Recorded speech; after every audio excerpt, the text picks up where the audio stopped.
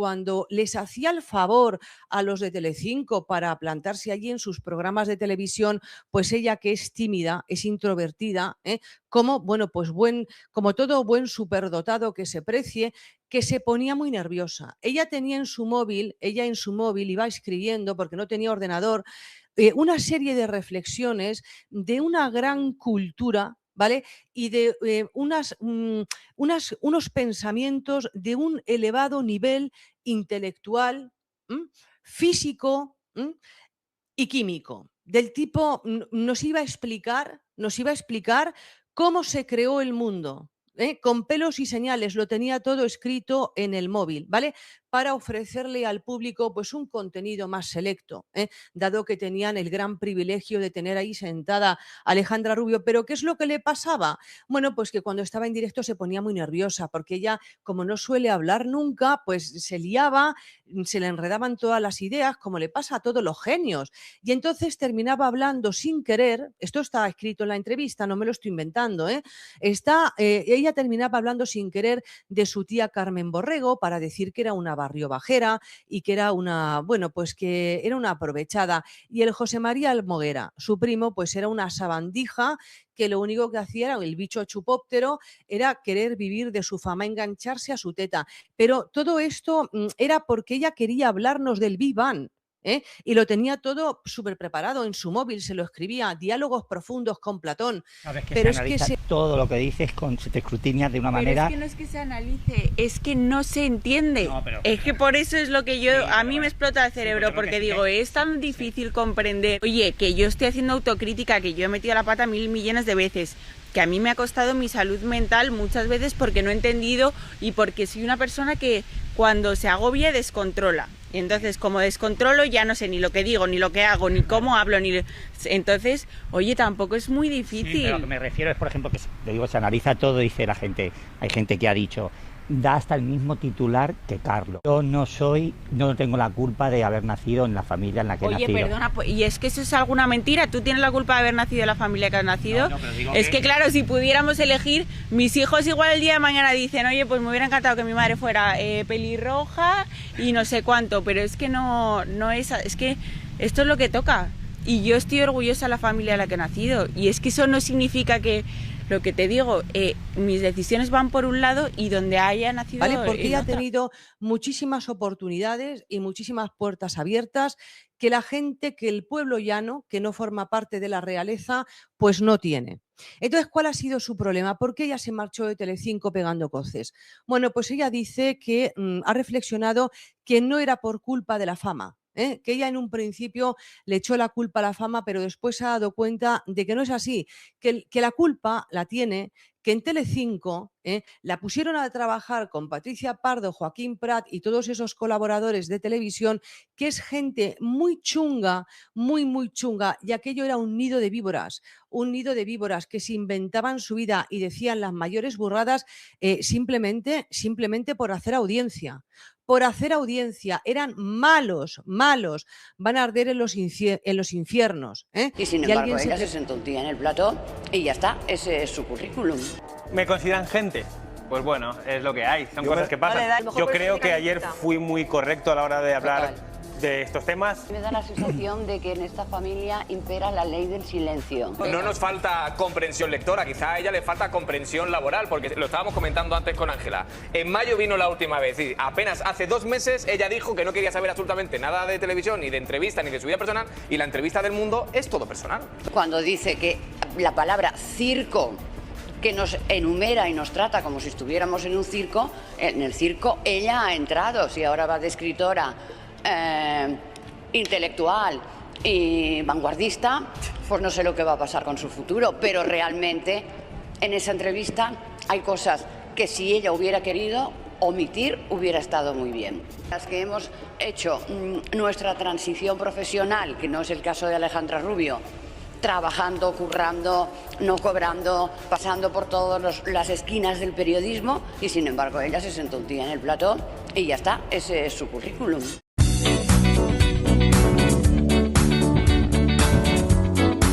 Y le pregunta, Alejandra, ¿Tú qué piensas de lo que le está pasando ahora a los jóvenes de tu edad, que no lo tienen muy complicado para acceder a una vivienda? Si encuentran trabajo, son trabajos precarios, no lo tienen fácil para montar una familia, más bien lo tienen imposible, ¿eh? Entonces, ¿tú qué piensas de todas estas personas, eh? Entonces, nada, cuidado, cuidado que habla Sócrates. ¿Eh? Dice Alejandra Rubio, sí, sí, me han dicho algo mis amigos, me han dicho algo mis amigos de eso, sí. Pero oye, ¿qué se piensa la gente? Que yo soy rica, yo soy millonaria.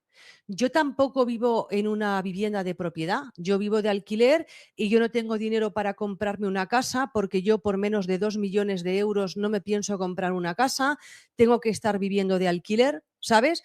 Entonces, yo tampoco lo tengo fácil. Yo. Oye, un aplauso.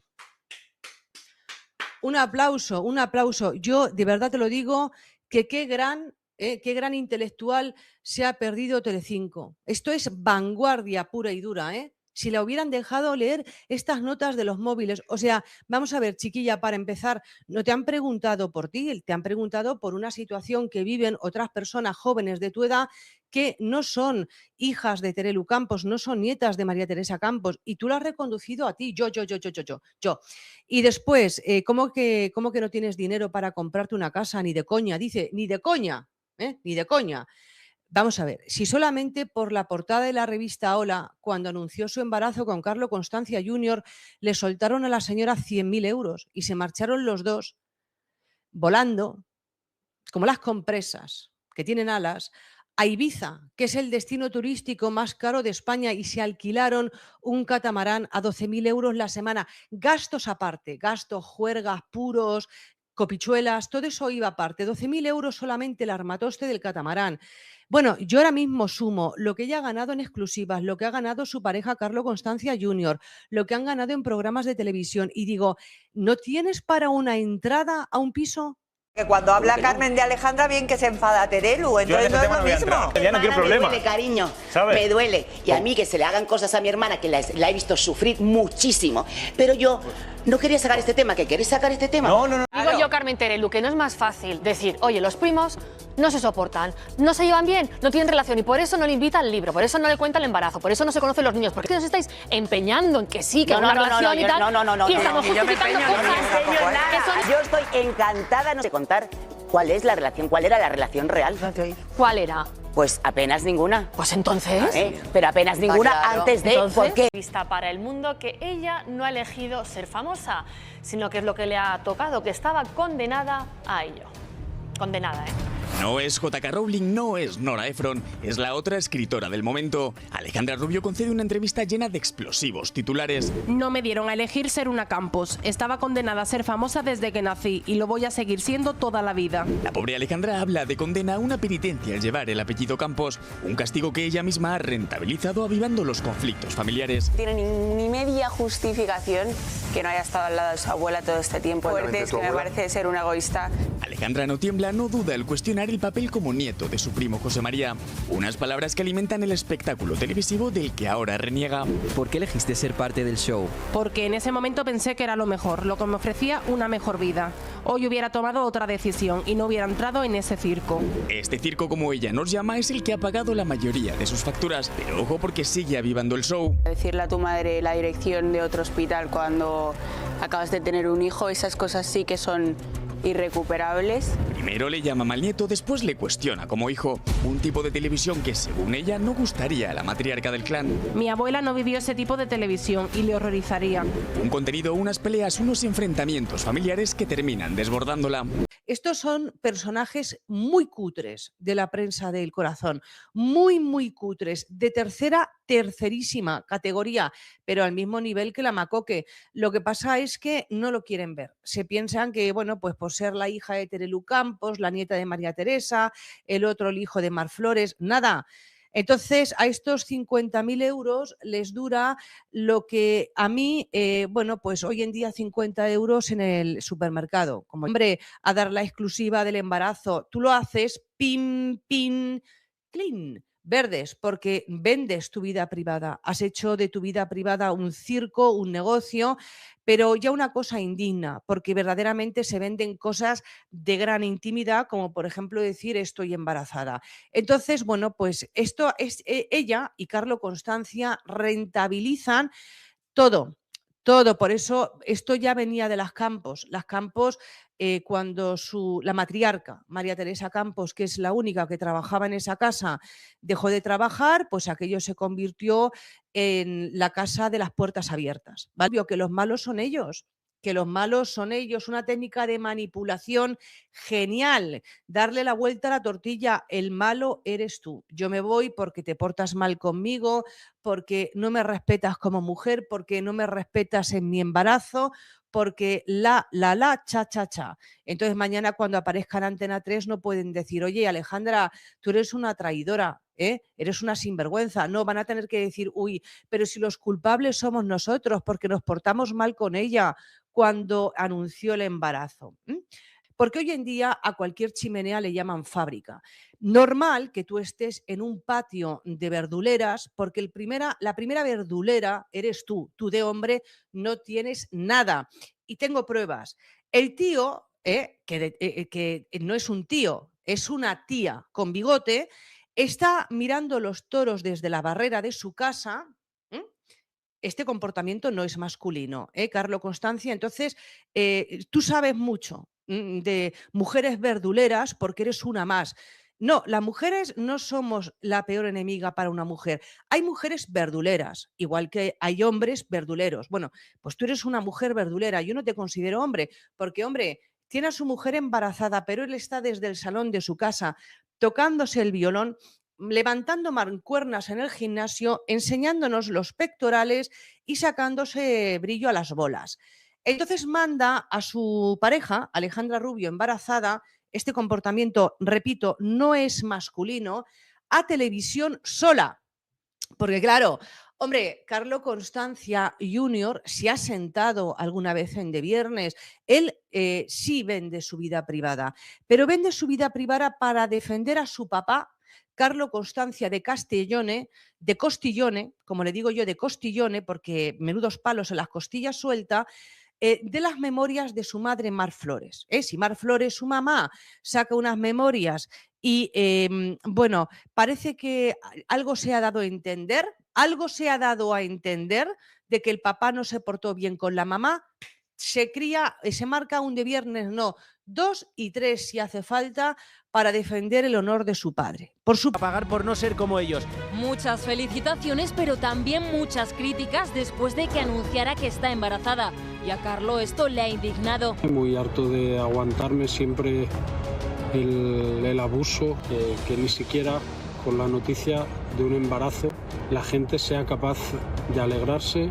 Y es que nuestra compañera no se lo contara a su tía y a su primo ha llamado mucho la atención. Sí, enhorabuena. Venga. Le dio un poco de zasca a tu hijo, Alejandro. Preguntárselo a él, ¿vale?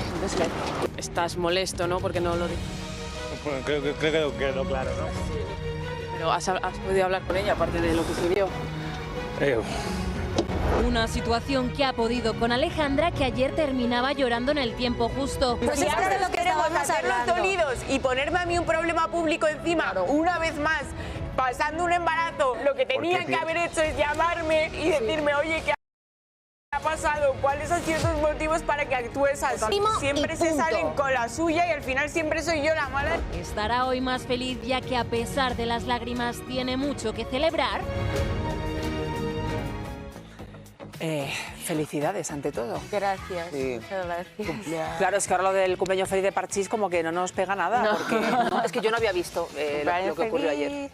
Pues... ¿Cómo estás? No muy bien. Ganas de hablar porque va a ser el último día que hable, porque me voy a retirar un tiempo. Creo que es la mejor decisión que puedo tomar ahora mismo. No quiero estar más aquí, o sea, no por vosotros, sino porque no puedo estar más aquí, no puedo seguir llevándome los disgustos que me llevo, no puedo seguir lidiando con esta situación en mi estado. Fue a raíz de lo que ocurrió ayer. Eso ayer ¿Qué tanto te dolió? Me vi en una situación que pensé que no me iba a ver con mis compañeros. Al final se puso en duda de mis motivos médicos. Se insinuó que yo estaba mintiendo, que a mí no me había pasado nada a nivel médico y que todo lo había hecho para salvaguardar una exclusiva. Sí, pero es que sí fue así. Yo creo que se criticó la falta de coherencia. Pero yo creo perdona, para salvaguardar una exclusiva que estaba firmada desde el minuto, o sea, estaba palabrada desde el minuto 1. Aquí en esta productora lo sabéis. Sexuales con su novio en la barbería el verano pasado. ¿Te han contado algo? ¿Te han contado en la productora que le llegó ese testimonio? ¿Qué hace falta, Alejandra Rubio, para que te des cuenta de que todo el mundo se está riendo de ti? El primero, tu pareja. El tal Carlito Constancia, que sí, Telecinco oculta información, por supuesto, porque naces siendo nieta de María Teresa Campos, hija de Terelu Campos, tienes las puertas abiertas en todos los sitios y acabas siendo el hazmerreír de una cadena de televisión. Ahí, pues a 4 niñanas, de pijos, pero que llevan vidas, bueno, que me perdonen los de las 3.000 viviendas. ¿Cuánta gente más decente habrá en las 3.000 viviendas que Alejandra Rubio? Y esa que lo ha tenido, y eso que lo ha tenido todo regalado en la vida, lo que está haciendo tirando Constancia mientras ella está aquí, pues revolcándose para allá y para acá. Porque Kiko, con la primera que pase por la calle o con la segunda que se ligue, porque Kiko Matamoros sacó un ejemplo. Me consta que hay más. Ahora vamos a ello, al turrón. Bueno, se confirma que se va Alejandra Rubio a Antena 3, Sumo y la Terelu Campos. ¿Qué se confirma más? Pues el directo que yo hice sobre Joaquín Prat, el falserío que hay ahí en Telecinco. Falsos como ellos solos, hipócritas, traidores. Bueno, esta gente no sabe hacer audiencia. Tienen ahí a 4 famosetes que entre todos no suman ni medio cerebro y a 3 personas que dicen que son profesionales. A los verdaderos profesionales no los quieren contratar. Y bueno, Alejandrita, no te pienses que por ir a Antena 3, en Antena 3 se ríen más de ella. Sonsoles Sonega, con las declaraciones que hizo diciendo que era una joven promesa de la literatura, que fomentaba la lectura en los jóvenes y que, bueno, que nadie es profeta en su tierra, pero que está, bueno, al lado de Mario Vargas Llosa, dentro de unos años le darán el Premio Nobel de Literatura. Mamá le ha pedido a Sonsoles Sonega,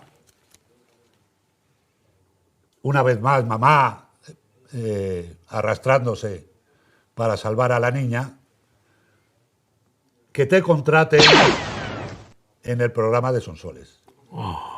Pero anúnciamelo, esto es bombazo. Lo importante es más allá, porque ahora ya esto es una cosa de hombre a hombre, da igual la edad. A partir de una edad, a partir de los 18, 20, 21, uno ya se le considera un hombre, hecho y derecho.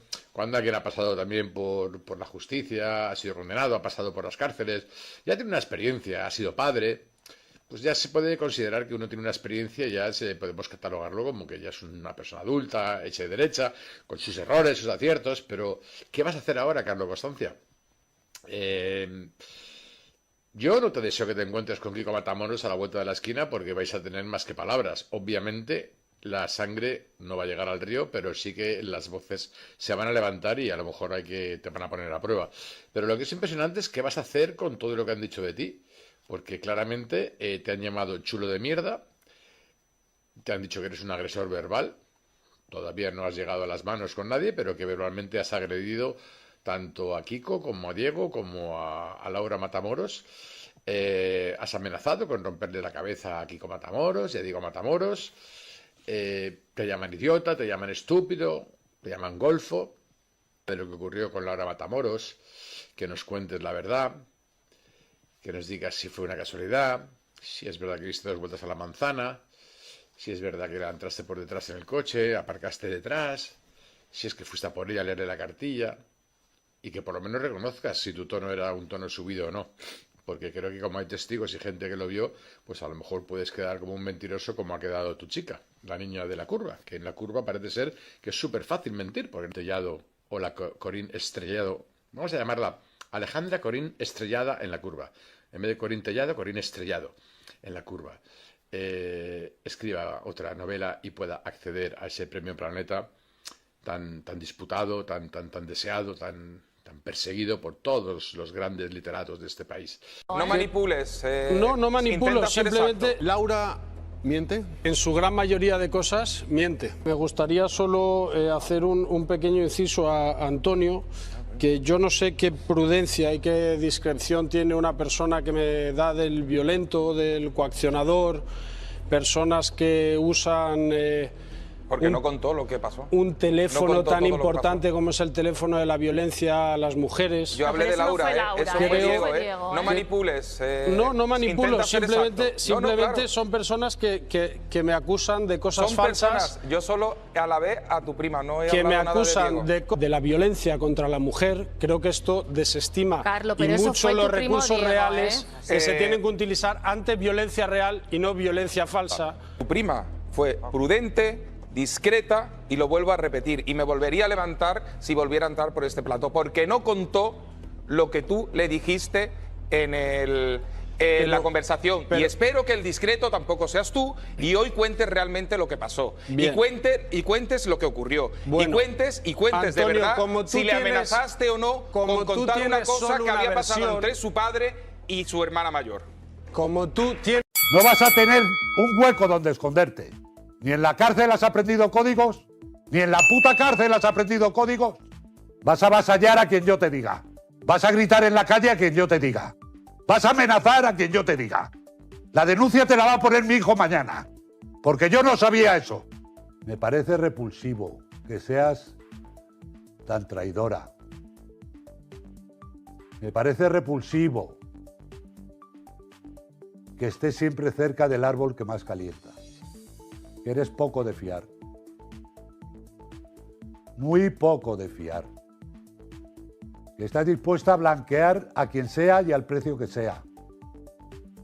Que no tienes dignidad ni para enfrentar las contradicciones de tu hija, ni las de tu yerno, ni las de tu nuero, ni las de Dios bendito. Cada día eres más pequeña, cada día eres más cobarde, cada día eres más sucia. Que no tienes narices para decirle a tu hija lo que hiciste con Laura en maquillaje. Fíjate si tienes pocas agallas. Fíjate si le tienes miedo a tu hija. Conflictos familiares los tuyos. Conflictos familiares los de tu hermana. ¿Por qué no hablas del divorcio de tu hermana? ¿Por qué no hablas de la situación traumática de sus hijos y no de los míos? ¿Por qué me nombras a mí? ¿Tienes esa fotota al lado? ¿Te acuerdas cómo fue aquello? Cuando se divorcia tu hermana, cuando se separa, pierde la custodia de sus hijos. ¿Por qué? ¿Haces memoria? Digamos que por una conducta poco adecuada a lo que conlleva la custodia de unos hijos de esa edad. Y le dan la custodia al padre. Luego tu hermana, en su derecho, recurre y consigue la custodia compartida. Lo que no se ha dicho nunca es qué armas utilizasteis para que ese recurso saliera adelante. Acusasteis al padre de tus sobrinos de una conducta que tu sobrina negó en sede judicial, por cierto. Te ha dado lo mismo todo. Vendes una portada diciendo: estoy ingresada en la misma habitación en la que murió mi madre. ¿Se puede ser más obsceno? ¿Se puede ser más obsceno? ¿Se puede ser más obsceno? La escalera internacional. Es tú y el de blanco es Laura, ¿vale? Exacto. ¿Tú qué le dices? Digo, bueno, me cuenta lo que ha ocurrido. Y le digo, el que diga eso o está loco o es un hijo de la gran puta. Cuando se divorcia tu hermana, cuando se separa, pierde la custodia de sus hijos. ¿Por qué? ¿Haces memoria? Digamos que por una conducta poco adecuada a lo que conlleva la custodia de unos hijos de esa edad. ¿En qué pata os apoyasteis? ¿En qué influencias? Tu madre tenía muchas. Era íntima amiga del ministro del Interior, Jaime Mayor Oreja. Comían casi todos los jueves juntos. Hay cosas que se cuecen a fuego lento durante meses, acumulando tensión, acumulando rabia, acumulando todo lo que no se ha dicho en público, todo lo que se ha tragado con una sonrisa delante de las cámaras. Y luego, un día, explotan, sin aviso, sin filtro, sin que nadie pueda parar lo que viene. Y eso es exactamente lo que pasó en el programa de los dos Kikos en YouTube, ese espacio que se ha convertido en la válvula de escape de todo lo que la televisión convencional ya no se atreve a decir, donde Kiko Matamoros, fuera de sí, completamente fuera de sí, soltó todo lo que llevaba guardado sobre Carlo Costanza, sobre Terelu Campos y sobre unas acusaciones que apuntan directamente al divorcio de Carmen Borrego y a una historia que llevaba años sepultada bajo capas de silencio cómodo y de conveniencia mediática. ¿Tienes idea de lo que se reveló ahí dentro? ¿Sabes lo que dijo Kiko Matamoros mirando a cámara como si Carlo Costanza estuviera sentado delante de él? ¿Sabes lo que destapó sobre Terelu Campos y una historia que llevaba años enterrada y que ahora vuelve a la superficie con una fuerza brutal?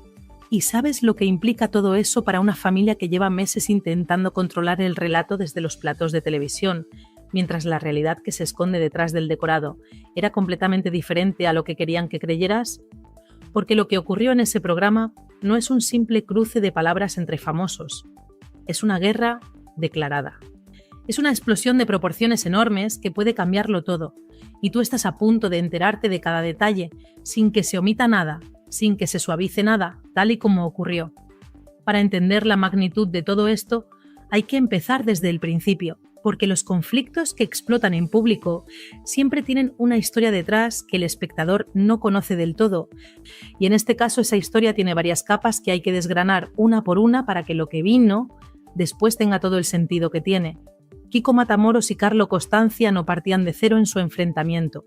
Entre ellos había ya una tensión acumulada, una relación que nunca fue fluida, que nunca tuvo ese barniz de cordialidad que a veces se mantiene entre las personas que orbitan alrededor de los mismos círculos mediáticos, aunque no se tengan ningún aprecio.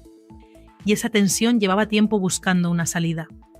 La chispa que encendió todo fue una acusación que llegó a través de mensajes privados que ahora han salido a la luz. Una acusación de una gravedad extraordinaria. Carlo Costanza le habría dicho a Laura Matamoros, la hija de Kiko, que su padre había maltratado físicamente a una de sus hijas. Eso es lo que circuló entre ellos. Eso es lo que llegó a oídos de Laura. Y eso es lo que desencadenó una reacción en cadena que terminó con Kiko Matamoros delante de una cámara de YouTube diciéndole a Carlo Costanza exactamente lo que pensaba de él sin importarle las consecuencias, ni los matices, ni los tiempos. Ahora hay que ser preciso aquí, porque la precisión importa. Lo que Kiko mostró en el programa no fue esa acusación, sino los mensajes que la desmontaban completamente. Sacó a la luz una conversación que había tenido con su hija Laura, donde ambos hablaban de lo que Carlo habría dicho, donde Kiko expresaba su consternación con unas palabras que no dejaban lugar a la interpretación, donde decía que quien afirmara algo así, o estaba completamente perturbado, o era de lo más despreciable que podía encontrarse. Y Laura, en esa conversación, le respondía que ella tampoco se lo creía ni un instante, que en toda su vida nunca había tenido ninguna evidencia de nada parecido y que además su propia madre se lo había confirmado. Y aquí viene el detalle que convierte esto en algo verdaderamente significativo. La madre de Laura Matamoros es Marian Flores. Y Marian Flores y Kiko Matamoros tienen una relación que no se puede describir precisamente como armoniosa. Tienen una historia detrás cargada de tensiones, de desencuentros, de todo lo que queda después de una separación que no fue sencilla. Y Marian Flores no tiene ningún motivo para hacer favores a Kiko Matamoros, no tiene ninguna razón para ponerse de su lado cuando podría no hacerlo. Y sin embargo, según lo que Laura le dijo a su padre en esa conversación, incluso ella, incluso Marianne, confirmó que esa acusación era completamente falsa, que nunca había ocurrido nada de lo que Carlo habría afirmado, cuando la persona que tiene todos los motivos del mundo para no defenderte decide defenderte de todas formas. Y eso no es un detalle menor, eso es una declaración con un peso enorme. Pero Kiko Matamoros no se quedó en los mensajes. Eso habría sido lo razonable, lo contenido, lo que haría alguien que quiere cerrar el asunto con dignidad y seguir adelante. Pero Kiko no estaba en ese punto. Kiko estaba en otro punto completamente distinto, en ese umbral donde la indignación ha superado todos los filtros racionales y lo único que queda es decir la verdad tal y como uno la ve, sin preocuparse por las consecuencias. Y lo que vino después fue uno de los momentos más intensos, más crudos, más difíciles de olvidar que se han visto en ese programa desde que existe. Se colocó delante de la cámara, la miró directamente y empezó a hablar con Carlo Costanza como si lo tuviera enfrente, sin el lenguaje cuidado que se usa habitualmente en televisión, sin los rodeos que se emplean cuando uno sabe que hay abogados escuchando, con la franqueza sin adornos de alguien que ha tomado una decisión y que ya no va a dar marcha atrás. Le dijo que era un fanfarrón de poca categoría que iba por la vida intentando intimidar a quienes tenía alrededor, que se creía que podía difamar a cualquiera sin que hubiera ninguna consecuencia y que intentaba sojuzgar y amedrentar, y que eso decía todo lo que había que saber sobre quién era y de dónde venía. Y entonces reveló algo que hasta ese momento no había salido en ningún medio, que Carlo Costanza, según lo que Kiko afirmaba tener conocimiento directo, habría amenazado con agredir físicamente tanto a Diego Matamoros, su hijo, como al propio Kiko. No como una expresión de rabia en un momento de tensión, no como una de esas cosas que se dicen en el calor de una discusión y que nadie toma en serio, sino como una amenaza deliberada, con una intención específica detrás. Y fue más allá todavía. Mencionó que esa amenaza incluía causarle una lesión de tal gravedad que podría haber supuesto la amputación de una extremidad. Lo dijo con esa calma escalofriante que tienen las personas cuando están más allá de la rabia, y cuando ya han procesado la indignación y lo que queda es solo la determinación de que todo salga a la luz. Le dijo a Carlo que no tenía la valentía de decirle nada de eso a la cara, que si tenía algo que decirle que le buscara, que le llamara, que le pidiera su número de teléfono a quien hiciera falta, que esconderse detrás de mensajes y de intermediarios era exactamente lo que correspondía esperar de alguien como él. Y las palabras que usó para describir lo que pensaba de Carlo Costanza no eran las palabras que se usan en televisión, eran las palabras que se usan cuando uno ya no está actuando para una audiencia, sino simplemente dejando salir lo que lleva dentro. La pregunta que todo el mundo se hizo al ver eso fue la misma. ¿Cómo responde Carlo a esto? ¿Cómo responde Alejandra Rubio, o que es su pareja y que está atrapada entre el hombre con el que ha decidido construir su vida y la familia mediática de la que proviene? Porque cuando alguien te ataca de esa manera en público, con esa contundencia, con esas palabras, con esas acusaciones tan específicas, el silencio tiene un coste muy alto, pero también lo tiene la respuesta, porque entrar en esa guerra con Kiko Matamoros en ese estado es meterse en un terreno donde las reglas las pone él y donde la temperatura es tan alta que cualquier cosa que se diga puede arder inmediatamente y volverse en contra de quien la diga. Por el momento, la estrategia que parece estar manejando el otro bando es el silencio, ignorar, esperar, confiar en que la tormenta pase sin que sea necesario alimentarla con una respuesta que la haría más grande. O sea, una estrategia que tiene su lógica a corto plazo, pero que presenta un problema fundamental, y es que las acusaciones que Kiko ha hecho no son vagas, ni genéricas, ni opinables. Son acusaciones concretas sobre hechos concretos, sobre amenazas físicas con descripción detallada, sobre difamación con nombres y fechas. Ante ese tipo de acusaciones, el silencio no es neutral. El silencio dice algo, y lo que dice no siempre es lo que quien calla querría que se entendiera, pero espera, porque lo que viene a continuación cambia por completo la dimensión de este conflicto y lo lleva a un territorio mucho más profundo y mucho más revelador. Porque si el ataque a Carlo Constancia fue brutal en su intensidad, lo que Kiko Matamoros dijo sobre Terelu Campos fue de una gravedad y de una profundidad que no tiene comparación con nada de lo que se ha dicho en este conflicto hasta ahora. Y Kiko no fue a por Terelu, por lo que ha dicho recientemente, ni por su posicionamiento actual en este asunto. Fue a por ella por lo que hizo hace años, por decisiones que se tomaron cuando nadie estaba mirando con la atención con la que se mira ahora, por una historia que tiene que ver con un divorcio, con una custodia, con unos hijos y con unas acusaciones que se lanzaron en un proceso judicial y que según Kiko nunca se sostuvieron en la realidad.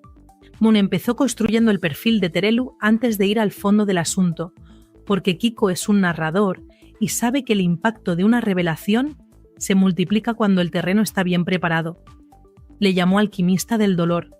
Le dijo que había convertido su sufrimiento en un producto comercial, que había vendido cada momento de angustia personal al mejor postor, que había hecho de sus tragedias privadas una mercancía sin la menor vergüenza ni el menor escrúpulo. Que donde otros habrían guardado silencio por respeto a los suyos, ella había encontrado una portada de revista, un titular, un contrato, y puso un ejemplo que muchos recordaron en ese instante, porque fue algo que en su momento generó una reacción de incredulidad en mucha gente. Aquella portada donde Terelu Campos aparecía en una piscina, con el sol dando en su cara, aparentemente tranquila y relajada, con un titular que hablaba de lo mucho que estaba sufriendo por la pérdida de su madre. La imagen y las palabras eran tan contradictorias entre sí que parecía imposible que alguien hubiera tomado la decisión consciente de publicar eso. Y sin embargo ocurrió.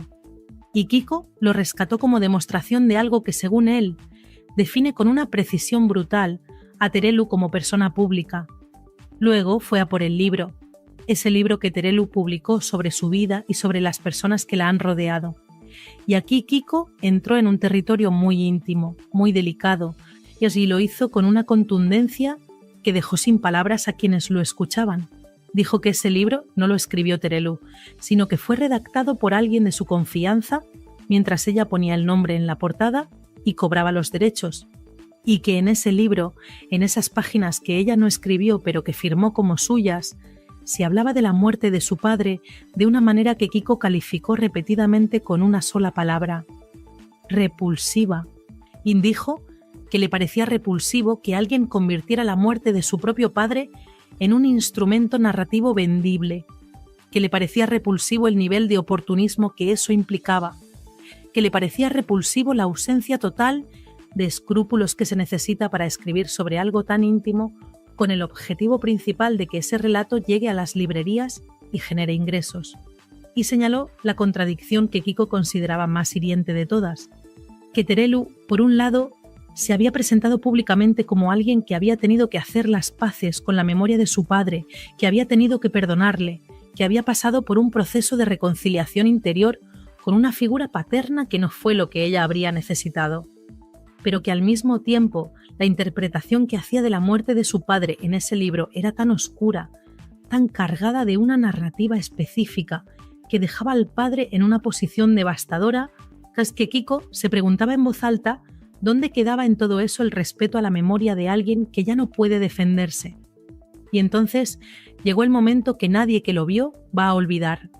El momento en que Kiko Matamoros abrió el capítulo del divorcio de Carmen Borrego y puso encima de la mesa una historia que, si se confirma, tiene implicaciones que van mucho más allá de un conflicto entre famosos de televisión. Carmen Borrego se divorció de José Carlos Bernal, el padre de sus hijos. Ese divorcio fue un proceso largo y complicado, como lo son casi todos los divorcios, cuando hay hijos de por medio y cuando las circunstancias personales de cada parte entran en conflicto en el ámbito judicial. Lo que se supo en su momento fue que inicialmente la custodia de los hijos de Carmen no recayó en ella sino en el padre, porque el proceso judicial determinó que su conducta no era compatible con las responsabilidades que conlleva la custodia de menores de esa edad. Eso ocurrió. Y está en el registro de lo que se sabe de ese divorcio. Lo que no se sabía, o al menos lo que no estaba en el dominio público con la claridad con que Kiko lo puso, es lo que vino después. Carmen recurrió a esa decisión y consiguió finalmente una custodia compartida. Hasta ahí los hechos conocidos. Pero Kiko fue a la pregunta que nadie había hecho con esa precisión, la pregunta de cómo se consiguió ese recurso, qué argumentos se emplearon, en qué se dijo del padre de los hijos de Carmen para que la resolución judicial que le había sido desfavorable terminara revisándose. Y lo que Kiko sugirió, con la deliberación de alguien que pesa cada palabra antes de pronunciarla, es que en ese proceso se habrían lanzado acusaciones muy serias contra el exmarido de Carmen, acusaciones sobre una conducta grave que habrían servido como palanca para cambiar la dirección del procedimiento judicial, y que sin embargo la propia hija de Carmen, ni cuando fue citada a declarar, negó en sede judicial que esas acusaciones fueran ciertas. Vamos a detenernos un momento en esto, porque es necesario entender el peso de lo que se está diciendo. Si lo que Kiko afirma es correcto, estaríamos ante una situación en la que se habrían utilizado acusaciones falsas en un proceso judicial para conseguir un resultado favorable en una disputa de custodia, y que la persona que podría haber desmentido esas acusaciones desde dentro de la propia familia lo hizo cuando tuvo la oportunidad de hacerlo ante un juez. Eso no es un rumor de Platón ni un comentario de sobremesa. Eso es una afirmación sobre hechos ocurridos en un contexto legal, con consecuencias reales para personas reales.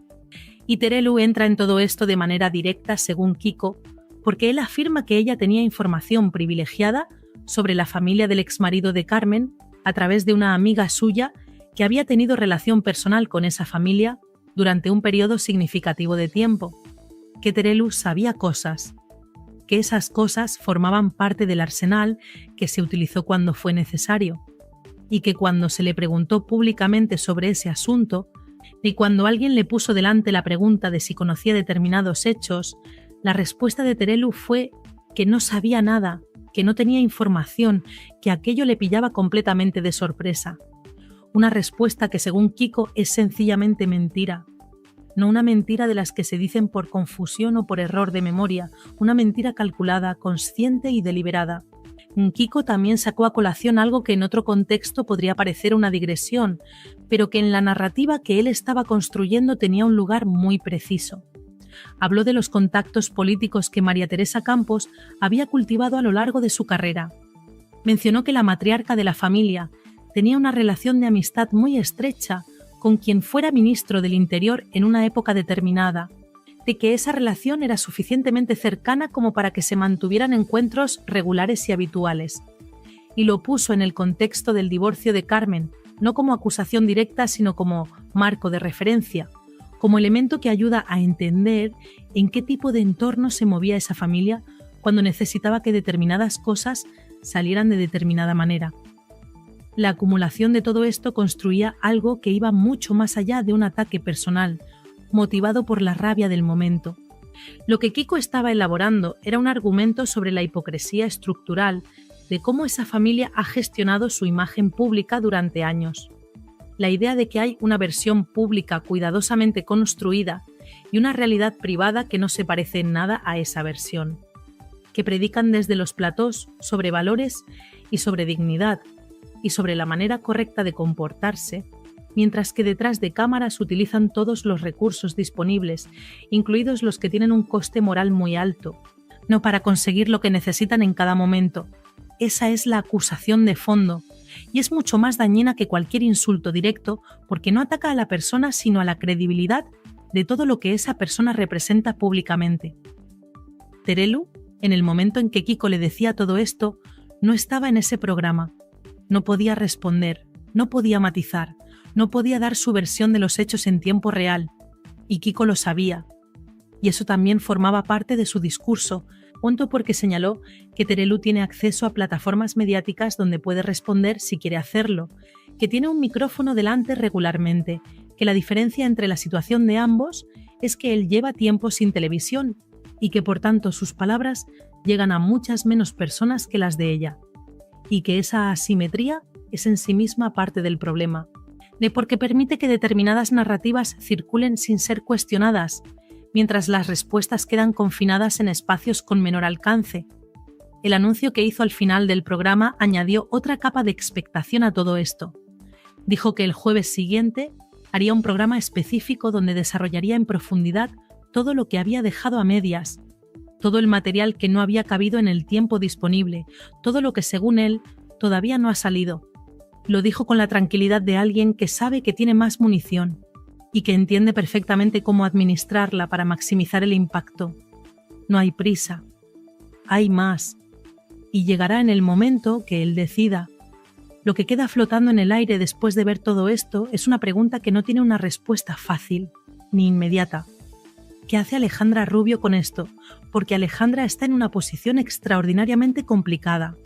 Carlo Costancia es su pareja, comparte su vida con él, que le está esperando un hijo suyo, y al mismo tiempo la familia de la que procede, su madre, su tía, están siendo atacadas con una intensidad y con una especificidad que hace imposible mirar para otro lado indefinidamente. En algún momento va a tener que posicionarse, no porque nadie se lo exija formalmente, sino porque las circunstancias la van a colocar en una situación donde el silencio ya no será sostenible. Y mientras todo esto ocurre, mientras los bandos se recolocan y calculan sus próximos movimientos, el programa de los Kikos sigue acumulando visitas. 80.000 en el momento en que se comentaba, pero con una tendencia que apunta hacia arriba, porque este tipo de contenido tiene una vida larga, se comparte, se comenta, llega a personas que no lo buscaban y que de repente se encuentran con que hay una historia mucho más compleja y mucho más oscura de lo que las versiones televisivas habían sugerido hasta ahora. Esta historia no ha terminado, ni siquiera ha llegado a su momento más alto. Lo que hemos visto es la apertura de un conflicto que tiene muchas más capas debajo de las que han aflorado. Una guerra que lleva años gestándose en los márgenes de los platós y que ahora ha encontrado el canal para salir a la superficie con toda su fuerza.